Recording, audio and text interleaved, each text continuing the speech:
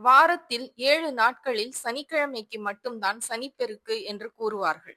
1, 2ஆகும் நாள். நீங்கள் நல்லது செய்தால் 2 மடங்காக உங்களை தேடி வரும் நல்ல விஷயங்கள்.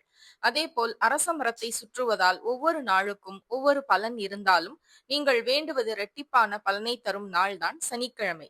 அன்றைய தினம் குழந்தை இல்லாதவர்கள் அரச மரத்தை சுற்றி வந்து வழிபட்டால் கருத்தரிக்கும் வாய்ப்பு அதிகம் உண்டு. குறிப்பாக சனிக்கிழமைகளில் வரும் சதுர்த்தி நாளை வருவது அரிது.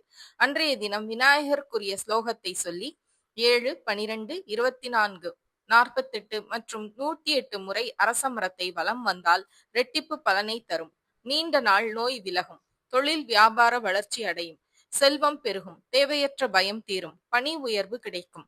ஆனால் அரச மரத்தை பேசிக்கொண்டோ சூரியன் மறைந்த பிறகோ சுற்றக்கூடாது. இது போன்ற ஆன்மீக செய்திகளுக்கு பத்மம் யூடியூப் சேனலை சப்ஸ்கிரைப் பண்ணுங்க, லைக் பண்ணுங்க, ஷேர் பண்ணுங்க, கமெண்ட் பண்ணுங்க. நன்றி, வணக்கம்.